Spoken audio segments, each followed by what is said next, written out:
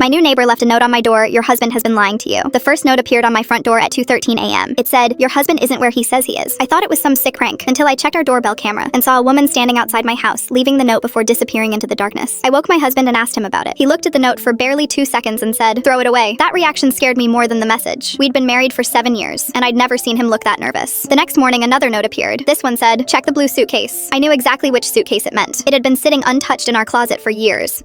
When my husband left for work, I opened it. Inside were old photographs, several hotel receipts, and a key taped beneath the lining. One photograph showed my husband standing beside a little girl I had never seen before. On the back, someone had written, "She deserves to know who her father really is." I called the number printed on the hotel receipt, and a woman answered. She said her name was Rachel and asked, "Did he finally tell you about his daughter?" My heart stopped. She explained that the little girl was my husband's daughter from before we met, but that wasn't the real secret. Her mother had disappeared years ago after threatening to expose someone who had been stealing money from a family business. My husband had been helping Rachel search for her because he believed she was still alive. Then Rachel told me something terrifying. The woman leaving the notes wasn't trying to destroy my marriage. She was trying to warn me. She had discovered that someone had been following my husband and me for months. I checked our security footage again and noticed the same car parked near our house almost every night. We contacted the police, and detectives traced the vehicle to my husband's former business partner. But when they searched his records, they found something much bigger. He had been using my husband's identity to move stolen money through fake accounts, and he had threatened anyone who discovered the scheme. That's why my husband had been secretly meeting Rachel. He wasn't cheating on me. He was trying to find his missing daughter and collect evidence before the wrong person found us. But then Rachel called me crying and said, "There's one thing your husband never told you." She sent me a photograph taken the night before. It showed my husband standing outside an abandoned warehouse. Behind him was the little girl from the photograph. She was alive. We rushed there with the police, and they found her hiding inside. She had been missing for 3 years. When she saw my husband, she ran straight into his arms. I thought the nightmare was finally over until she looked at me and whispered, "I'm sorry, but the person who took me knows where you live." I looked at my husband, and for the first time, I understood why he had kept so many secrets. He hadn't been protecting himself. He had been protecting the 2 families he was terrified of losing.